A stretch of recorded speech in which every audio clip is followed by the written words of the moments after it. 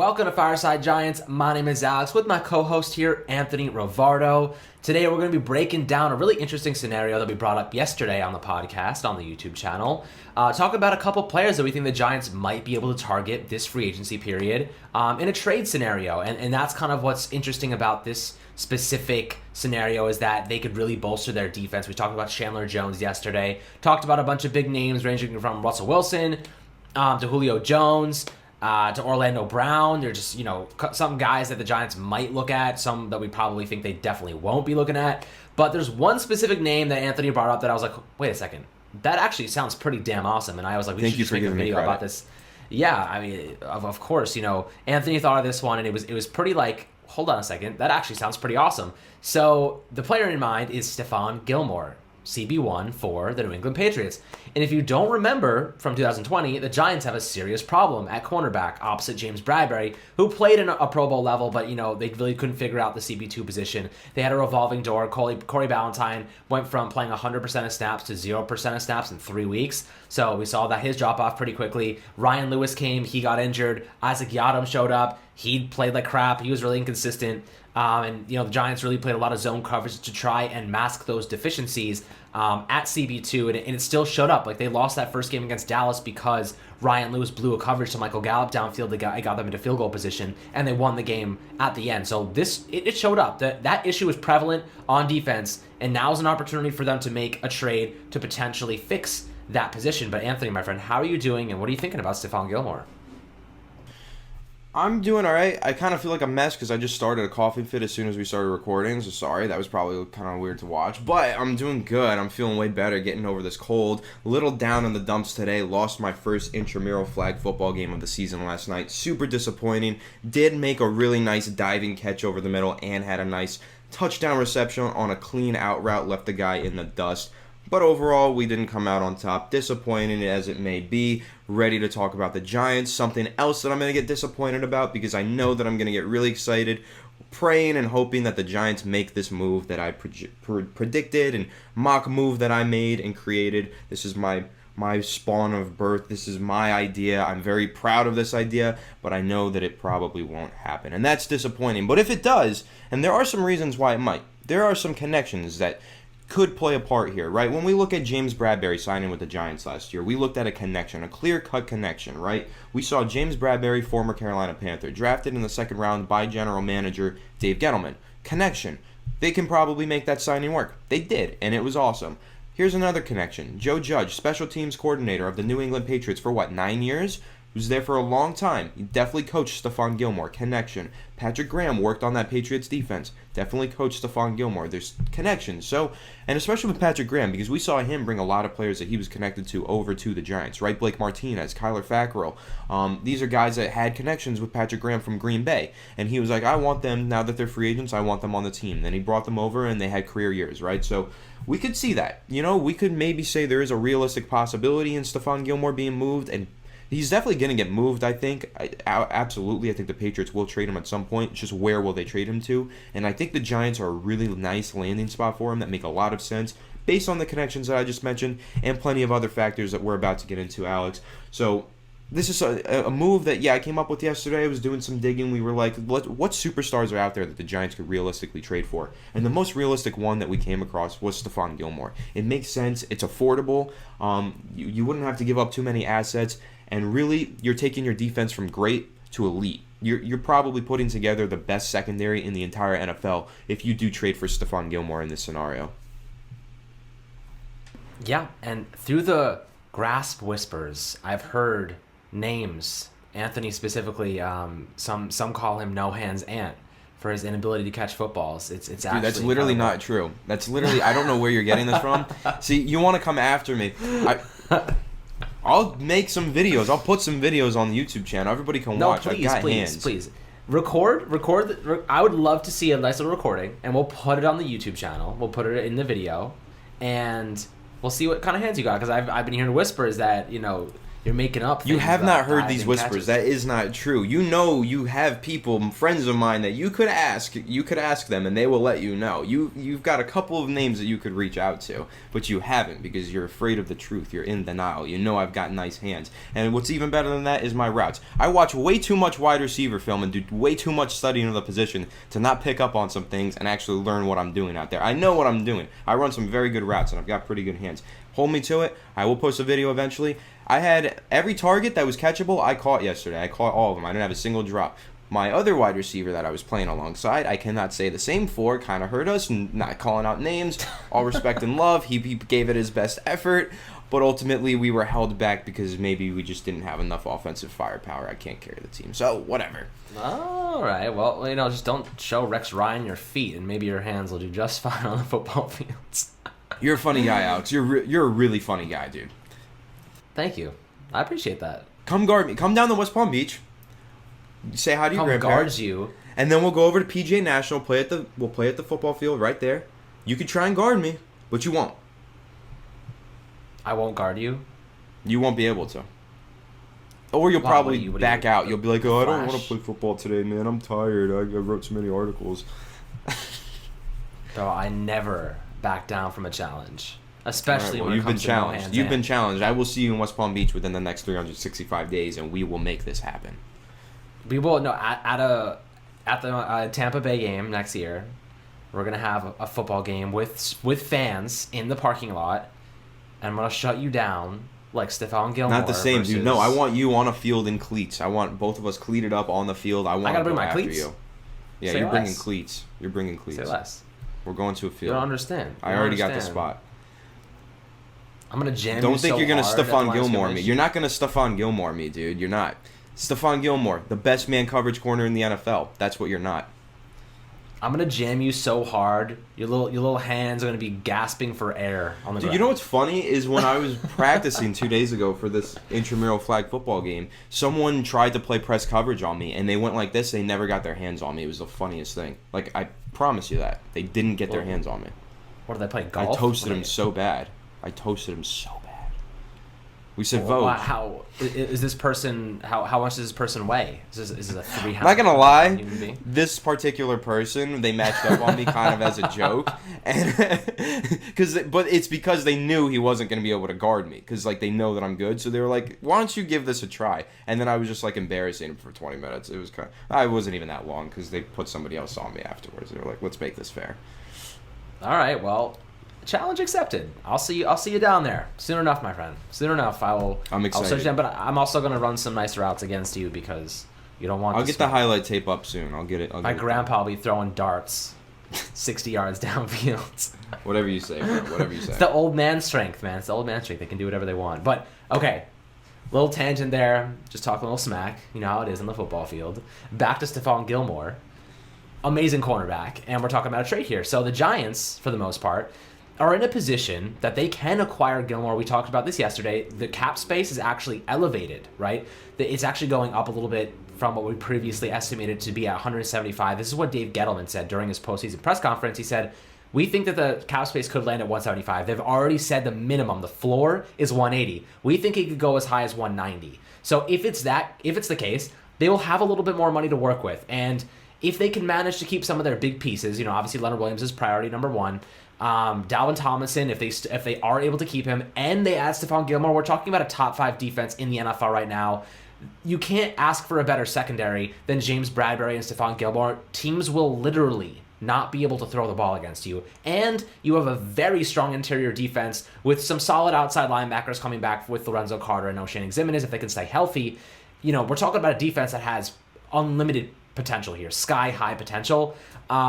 But some might argue that it is a win-now move. Some might argue that acquiring Stephon Gilmore and giving away draft picks is not the right move right now because maybe we need those draft picks. Last year we saw them kind of have a influence with, let's say Shane Lemieux. He was a 5th-round pick. He played a lot of snaps. 3rd-round pick Matt Parrott, they think he could be the potential starter at right tackle for the future. They might view those picks as more beneficial than adding one 30-year-old cornerback who still is at the prime of his game, but could fall off rather quickly, and they do have to pay him after that. So it is a big question to consider. Do you think that the team should consider giving away draft picks given their their past history with Kyle Lauletta not even being on the team anymore, Ryan Connolly, BJ Hill really not having an impact, even Lorenzo Carter and Ocean Eximitis, third-round picks, not much of an impact. There's a lot of guys that they've missed on. RJ McIntosh is another one. Do you think that, Joe Judge's kind of mentality is shifting how they view things? Do you think they're going to go more of a youth-based foundation and really use those draft picks, or do you think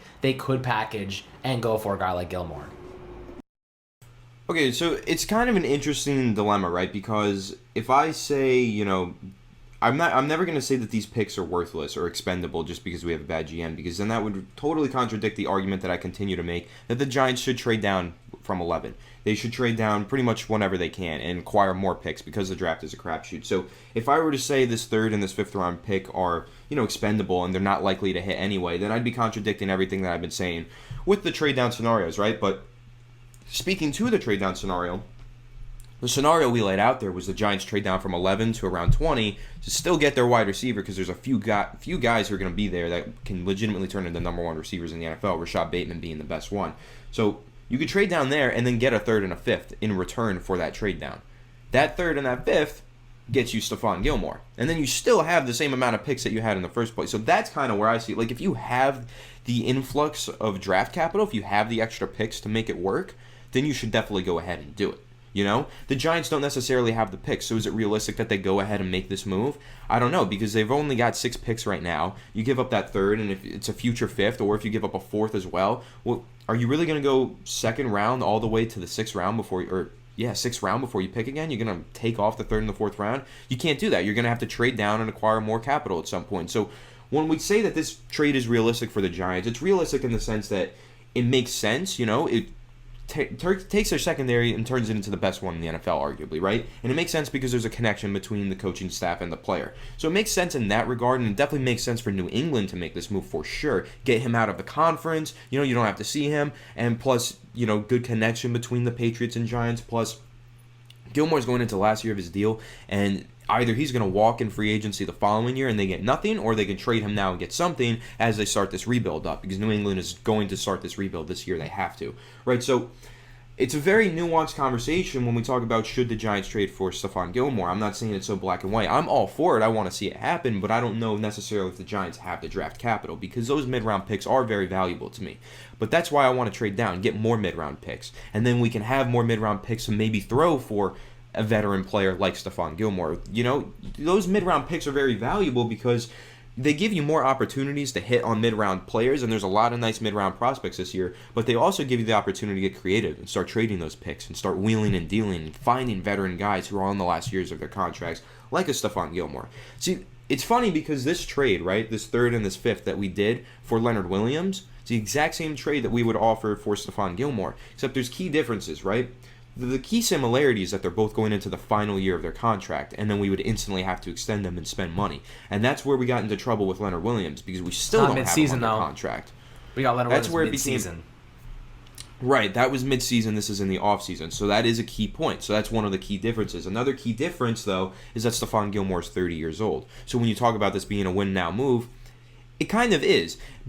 But I would argue maybe it's not, because one of the arguments that I made yesterday when we recorded this, and I'm going to make this argument again, is that trickle-down effect that Mike Renner from PFF mentioned. That trickle-down effect is real for sure. If you have Stephon Gilmore as your number one wide receiver, so let's take the Cowboys as example, perfect example to use.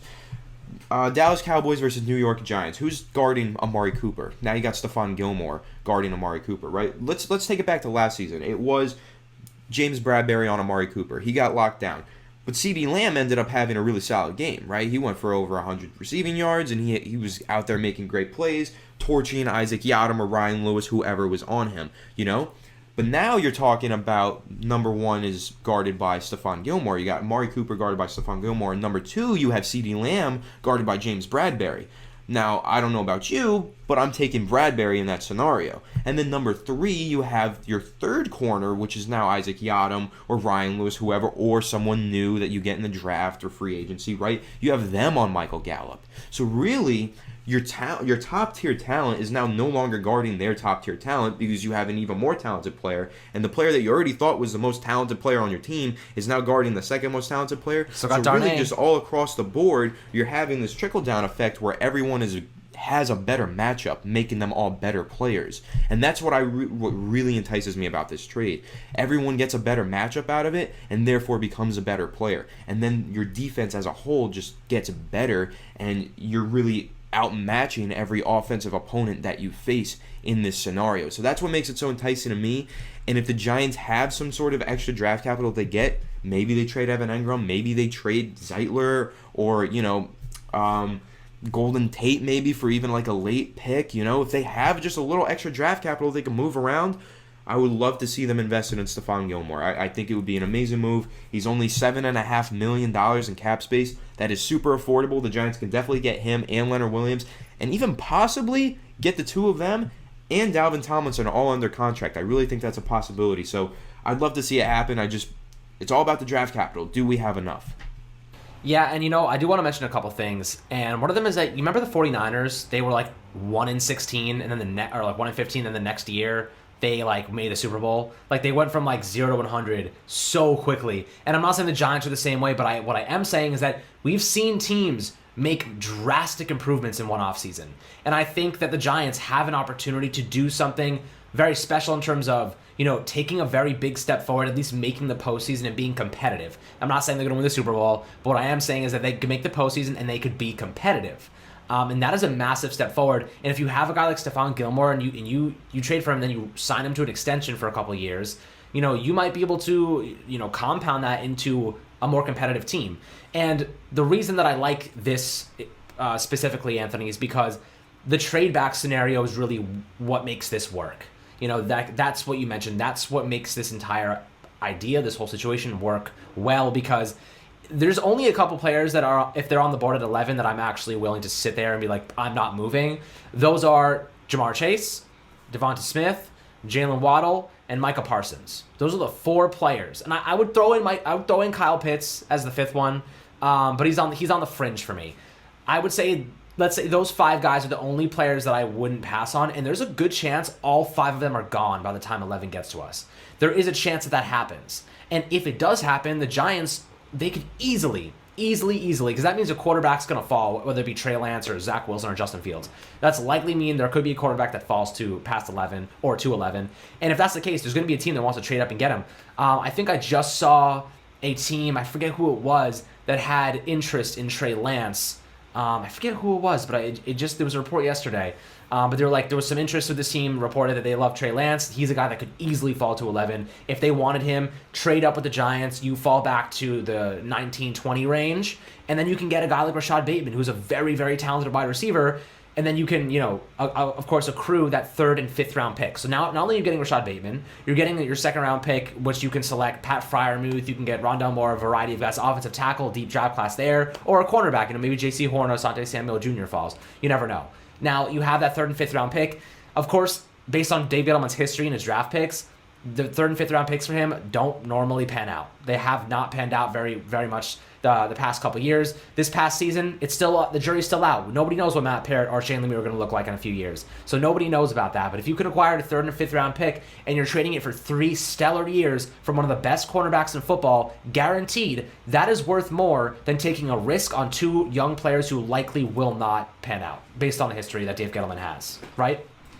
Yeah, no, I agree. I mean, you said it there. Like, the probability of those guys panning out isn't the highest. You're getting a sure thing with Stephon Gilmore, and he's going to change your defense. And the main argument, like I said, is the trickle-down thing. It makes everyone around him better. You just get better at cornerback 2 by having a better cornerback 1. You get better at CB3 and 4 just because you have a better CB1, Like, it just makes everyone better in terms of their matchups, in terms of the talent disparity that you have there. So I really love that part of the argument. One thing, though, like, I want more draft picks, not less, so that's kind of where I get confused with this, right? Because I really want this Stephon Gilmore trade. I really want him on the team. Maybe we could look into using future picks, maybe this year's 3rd and next year's 5th. I think that makes a lot of sense. We don't have a 5th round pick this year. You have more cap space, 2022, so you could theoretically, and you could always do something like this. I really loved what Joe Judge did this past year with Marcus Golden. That's something you could do with a veteran player, use a free agent tender on him, and then you get a draft pick, trade him mid-season, trade some of those aging veterans for draft picks, especially if they're late round. You can get late round picks. There's always the possibility they get, a compensatory pick from somebody that leaves in free agency. You never know. So this is just a couple things to keep in mind. And the last factor that I think, we didn't really hit on is that you mentioned Leonard Williams, being kind of a good comparison because that would be the 3rd and 5th round picks he'd be giving up. The difference here is that Leonard Williams is going to make $20 million per year, and that Stephon Gilmore, he's 30 years old. He's going to make way less. We're talking like Probably 13 million maybe? right. 12, 13 million. That is way less. It's way less than James Bradbury, and it's a fantastic contract for your CB2, I think he'll eventually become the CB2, and Bradbury they'll keep him as CB1 just because he has the familiarity with the system already. But having two guys like that, even though he's a veteran, this is something the Giants, every year we're like, the Giants should bring in a veteran corner. They just got Logan Ryan. The guy's the same age. I'm pretty sure he's 30 years old. You know what I mean? And they just extended him 3 years. And they just extended him. So yeah, it's a really good point. Good arguments. Yeah, and another thing that I want to touch on, though, is what are you willing to give up for Stephon Gilmore?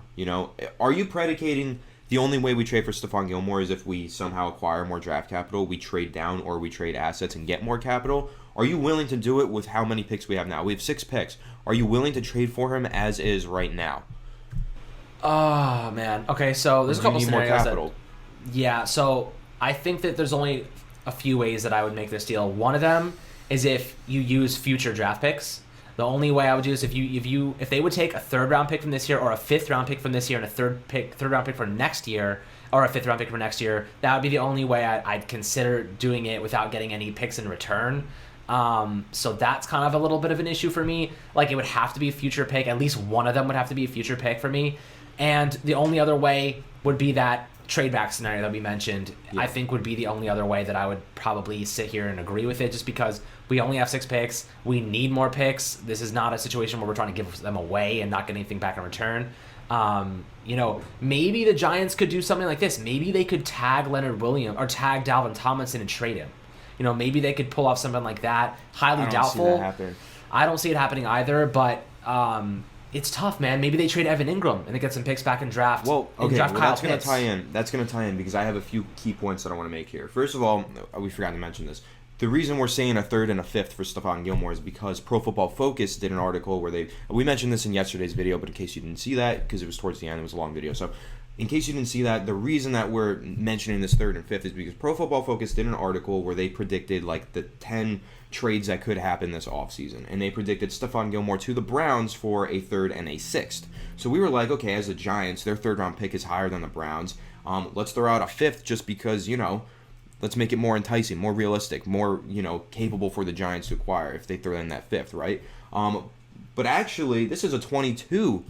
I didn't even notice this yesterday. This was 3rd and a 2022 6th round pick from Cleveland. So realistically, 3rd this year and a 2022 5th from the Giants next year.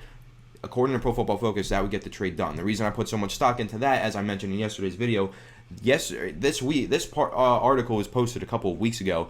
They predicted in this article that Carson Wentz would go to the Colts for a 2nd and a 3rd. That's exactly what happened. They actually had the exact details of the trade. So Pro Football Focus knows what they're talking about with this. So when they say a 3rd and a 6th for Stephon Gilmore, that's definitely a realistic number. And I think it's a realistic number that the Giants can meet. A 3rd this year and a 5th next year, I think that gets the job done. So now I want to throw out a few scenarios for you, Alex. And I'm going to ask your opinions on each one of them. I'm going to rapid fire them. Would you give out a 2nd round pick for Stephon Gilmore? No. Okay, I wouldn't either, and the reason why is because he's going into the last year of his contract, and you never know. So, 2nd round is too pricey. But just one 2nd round pick, nothing else, would you do it? No, because I think 2nd round, there's so much good talent this year, I'm not willing to pass on it. I agree. Okay, so we're on the same page there. So now, let's take this scenario.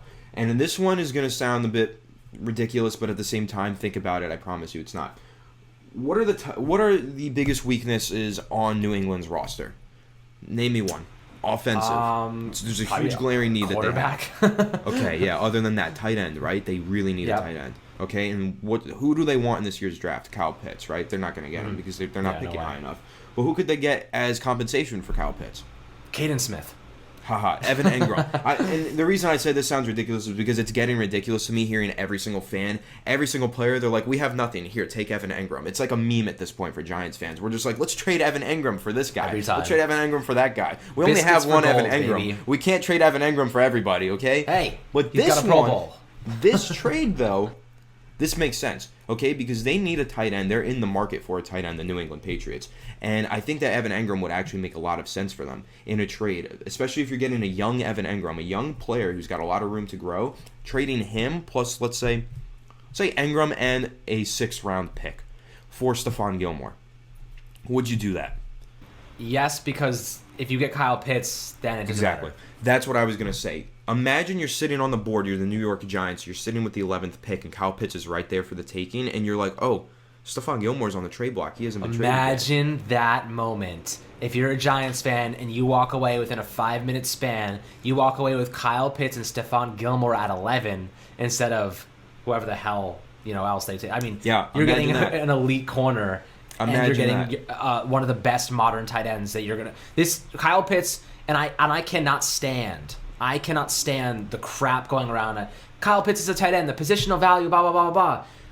Imagine Saquon if he was also an X receiver on the outside, and then talk about positional value to me. Yeah. We're talking about a player like Kyle Pitts is not just a tight end. He can play outside receiver like Plaxico. He can play Z. He can play in the slot. He can play inline. He has room to develop as a blocker. He is not just an ordinary. He is Darren Waller guaranteed right out of the draft. Yeah, here's the thing, because you brought up a really good point there, because you know me, I'm one of those big positional value guys, and I'm starting to warm up to the idea of Kyle Pitts at 11, even though I usually don't like tight ends in the first round. He's really not just a tight end, you can't chalk him up to being a tight end. With Evan Engram, when he was coming out of college, it was like, he's a versatile tight end, but he's a tight end. This guy, Kyle Pitts, is different. He's way younger than Evan Engram was coming out of college, and he's way more polished as a route runner, and he has way better hands than Evan Engram. He does not drop the football. He never dropped the football. Kyle Pitts is like... Kyle Pitts plays every position that catches the ball. He plays out. He plays X, Z, slot. He plays inline tight end. He does everything that you can ask him to do, and instantly I think he'll be good at doing those things in the NFL. So in this mock scenario where you're giving up Engram and a 6th for Stephon Gilmore and then drafting Kyle Pitts just makes a lot of sense to me. A lot of sense. I think that would be really ideal for the Giants. I'm not saying it's going to happen. It's a pipe dream. This whole thing is, but it makes a lot of sense for both sides. I think it makes sense for both parties involved if that were to happen. And okay, but let's even throw next scenario, right? Let's say you're throwing in Evan Engram in a 6th and Kyle Pitts isn't on the board at 11. Then what do you do? Say that one more time. Say you go 3rd, or you go Evan Engram in the 6th-round pick for Stephon Gilmore. You're picking at 11. Evan Engram is not, Kyle Pitts is not on the board.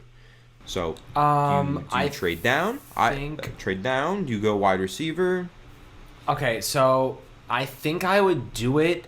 It depends if there's a receiver on the board that we like. If there's not, if Waddle, Chase, and Smith are not there, I would trade back. If Kyle Pitts is off the board, I'd be willing to assume one of those guys is there.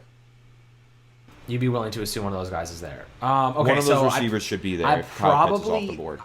I'd probably stick with one of the receivers, but in addition to that, my guy is Pat Freiermuth from Penn State. If we were going to trade back or wait, maybe slip to the 2nd round, he is the perfect Jason Garrett scheme fit. I agree. Perfect. I would love to have Pat Freiermuth. He is a big body. He is a bulldozing type of tight end. He is aggressive. If you watch his film, man, he runs with a purpose. He does not drop the ball too much. I haven't really seen any drops from watching his film, but he has decent hands, and he's the perfect guy to just sit down in the middle of the field with a big body, box out defenders, and just collect footballs. But I also think Kyle Pitts is a great scheme fit for Jason Garrett too, because he's that guy that can win those man coverage battles on the outside. I think he's a scheme fit for everybody. Kyle Pitts really, like we said, lines up everywhere, makes plays from everywhere. He's special, okay? And, he is. And Alex knows I'm starting now to really warm up to Kyle Pitts. I've always liked him as a prospect, didn't always love him, but now I'm really starting to feel the love, and I'm really starting to warm up to it just because of the versatility. He's not just a tight end, and I've seen him. The more I've watched him, I've seen him run some really phenomenal routes and really win with separation instead of winning with 50-50 balls, and all that stuff really impresses me. So yeah, while I am a big positional value guy, I'm really warming up to the idea of Kyle Pitts at 11. I think that it would be a phenomenal selection, home run selection for the Giants. Of course, I think they trade Evan Engram in that scenario. And I do think that the mock trade to get Stephon Gilmore through the means of Evan Engram makes a lot of sense for both parties. I'm going to continue banging that drum. Man. It does. Now, the more I think about it, the more I think, you walk away with, Stephon Gilmore and Kyle Pitts at 11.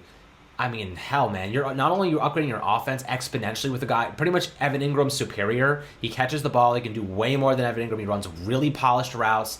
He's probably a similarly leveled blocker, so that doesn't really matter. You're upgrading that position with a rookie with unlimited potential, and you're getting one of the best corners in football for essentially a 6th-round pick. You know what I mean? Because Evan Ingram, you're just replacing him. Yeah, so and that's a home I think run. that trade. That's a home I think run. that makes sense. I think that trade actually does make sense. It's the only Evan Engram one that I've thought of that really makes sense because most of them just don't. Like everybody's really eager to get Evan Engram out of town. A lot of the trades, the mock trades that we have for Evan Engram, don't make a whole lot of sense. This one I feel like it does for both parties. But even outside of that, let's say that the Giants don't want to get rid of Evan Engram and maybe they're just not crazy about Kyle Pitts. Would you want to do this trade anyway? Would you want to do the 3rd and the future 5th? Because I personally, I would be willing to do it. Just giving up the draft capital and that's it. Yeah, let's just say 3rd and future 5th, and none of the other factors are involved. The Evan Engram, the Kyle Pitts, none of that's involved. Let's just say 3rd and next year's 5th-round pick. Are you willing to do that? 3rd and next year's 5th-round pick. Yeah, I'd probably do it. But we'd have to re-sign Dalvin Tomlinson because otherwise that 3rd-round pick that we're going to spend would be our defensive tackle that we need to fill. Fair. I think we'd have to sign Dalvin Tomlinson, but I think that Gilmore's contract is so low right now, you'd be able to fit it, and they could always extend him the second they trade for him and then lower that cap it even more. So, there are ways around that. You could figure it out. But for the most part, the Evan Engram 6th-round pick for Stephon Gilmore, sign me up, man. Give me Kyle Pitts, sign me up for that. You're upgrading your defense head and shoulders. You are upgrading your defense unbelievably, and your offense just got a ton better because you have Kyle Pitts, and you still have your 2nd-round pick that you could spend on a wide receiver if you wanted to. Plus the idea that we're probably going to go out and get maybe a guy like Curtis Samuel. Curtis Samuel, Kyle Pitts, and Saquon Barkley, and Sterling Shepard and Darius Slayton. That is 5 players there that equal at least an average offense, in my opinion. They should be able to do something with that. Yeah, but here's my only thing is, I don't think that Stephon Gilmore waits until draft night to get traded. I don't think it takes that long. I think he gets traded at the beginning of the new league year, at the start of free agency. So if the Giants were to make this deal, even if Evan Engram is involved, it tips their hand in what they're trying to do in the draft, everything like that. So I don't think I don't want to predicate this trade on the fact that we're replacing Evan Engram with Kyle Pitts. You know what I'm saying? As much of that's a dream scenario. I would love for that to happen. It'd be beautiful. I don't want to predicate this mock trade on that because it's just not very likely that we have that beautiful opportunity laid out in front of us. If we do, make it work. Get them and get on the phones, do it. But is it likely that all the way in April, Stephon Gilmore's been on the trade block since last October and he still is come April? No. So let's say, they make the trade in free agency. Well, you can't really involve Evan Engram in that because you don't know if you're going to be able to get your tight end in the draft. So it's realistically, if the Giants make this trade, it's probably going to be the 3rd and the future 5th. And I think that'll get it done for sure for New England. And I stand by it. I think that would change the Giants' defense, make them top 3 defensive unit in the NFL. So I would do it, but I would also proactively be looking for ways to gain more draft capital through the use of trading other assets, mid-round picks, get more of them, whether we're trading down in the draft. Proactively, I would be looking to get more assets because, the 3rd and the 5th for Stephon Gilmore is super exciting. Like I said, you're getting one of the best defenses in the NFL if you do that, in my opinion, from that trickle-down effect that I mentioned. But at the same time, I'm a huge proponent of using those mid-round picks wisely and really stacking up on them and getting as many as possible. So I don't want to contradict myself completely and say, let's trade away all these mid-round picks for an aging veteran. I just want to say, let's try and somehow figure out a way, and there is a few ways to do both, to trade for this guy and also gain more capital. Trading down, and it doesn't have to be in the first round. You can trade down in the 2nd round. You can trade down multiple times. You can trade down first, you can trade down 2nd round. You can really gain a lot of capital through the use of trading down. So regardless, if that trade were to happen, I would love to see the Giants trade down just to, recoup some of the assets that they lose. And then additionally, that one mock trade that I came up with, though, the 3rd and the 6th, the Evan Engram and the 6th for Stephon Gilmore plus drafting Kyle Pitts, that is by far my favorite scenario for the Giants offseason now that I think about it. I think that would just be incredible. Yeah, me too. It's really interesting to think about all these different scenarios, and Obviously Gilmore makes this defense really, really good. I mean, they already are really good. That just makes them even better. And my argument, like my final say on the subject is essentially, what are you gonna get with a 3rd and 5th round pick that is gonna make the offense significantly better? Because that's the argument we need to have.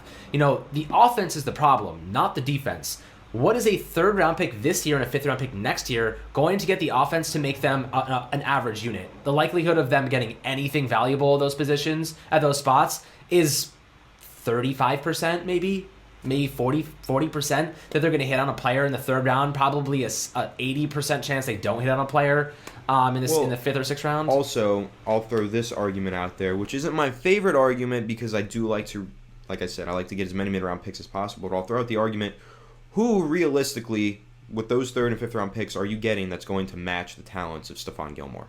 You know what I mean? Nobody. You're not going to get anybody lucky as hell. Talents unless you literally hit on a huge diamond in the rough. That's the only way. It happens. I mean, it does happen. Look, you might miss out on hitting a diamond in the rough. That's the possibility. I think. But now the trickle down effect, like you mentioned before, I think that's something to be really, really excited about, because not only would Stephon Gilmore make Darnay Holmes that much better, because I think having guys like Stephon Gilmore and James Bradbury paired with Darnay Holmes, we're talking about Darnay, we're about to have a film session with his trainer next week. And Brian Walker, he said he could be the next Chris Harris. He could be the next elite slot cornerback. And if you pair him with 2 elite cornerbacks on the outside, it only makes him better. He's going to learn more. He's going to take to the coaching more. He's going to get better chemistry, because these guys demand, perfection. They train at a level that demands perfection. So that kind of gets me excited. And then you look at guys like Xavier McKinney, Logan Ryan back there. We keep forgetting about Logan Ryan, that veteran safety back there that's going to be able to communicate with Stephon Gilmore. Logan Ryan played with Stephon Gilmore, did he not? Were they in New England together? Maybe not. I think they were. So maybe he's a guy that could be a connector. And Logan Ryan said he was going to do a lot of recruiting, right? So yeah, who knows? If he's trying to recruit, man, go ahead, recruit your boy Stephon Gilmore over to the Giants. Now that would be awesome. They definitely were. I mean, Logan Ryan played for New England from 2013 to 2016. Stephon Gilmore got to New England in 2017. So actually, they didn't. Okay, I was wrong, unfortunately. by 1 year. Yeah, but either way, thought they did. Either way, it's about the veteran experience that they have and how the continuity, the chemistry, and the communication on the field would be extrapolated just tenfold. And that's kind of what gets me excited, because I'd rather have that kind of secondary where they're going to make everybody around them better. They're going to make the pass rush better. Look, coverage sacks, I'll take them any day, man. I will take a coverage sack any freaking day. And we're talking Leonard Williams is going to get to the quarterback one way or another. Whether he has 10 seconds or 2 seconds, he's going to get there. And that's what gets me hyped. And when you have such a great secondary, it allows for guys like Patrick Graham to scheme blitzes even more efficiently, send more guys, send Jabril Peppers, send Logan Ryan, send Xavier McKinney, rush 5 guys, create mismatches, double team, stunts, do get creative. That is what elite cornerbacks do. Man, the more we talk about it, the more hyped it gets for us. I hope I know, pretty incredible idea I came up with, right? Yeah, I hope the Giants are listening, and if it does pan out, I'm giving the credit to you, man. That'll be a freaking hell of a call. But I'm pretty excited about it, guys. I think you guys probably are after listening to 40 minutes of us talking about how good Stephon Gilmore would be on the Giants. But as always, my friends, thank you so much for tuning in to Fireside Giants, listening to us ramble on about a really cool scenario. And as we do every single day, providing you with updates constantly to keep you in context with the Giants and really helping you guys understand the new draft prospects, the film studies, getting you guys some good interviews. We're going to try and get Julian Love on again this year. I was just thinking during the podcast, I was like, oh yeah, I should hit up Julian Love, see if he wants to come on again. So we'll try and get him for you guys, try and get some other players. I think we're going to get Jabril Peppers and Darnay Holmes with Brian to break down some of their film. That'll be freaking awesome. So if you've listened this far, you're getting a little sneak peek about what our plans are for this offseason. Get some really, really cool ones. Obviously, we're going to have some other guests. Patricia Traina's going to come on and talk about the salary cap with us.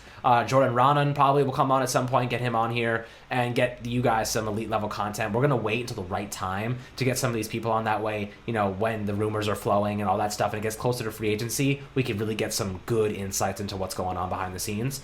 So we're making moves to you guys as always. Free of charge. We're here to serve. But as always, guys, thank you so much for tuning in. We'll catch you guys on the next video. Make sure to subscribe down below.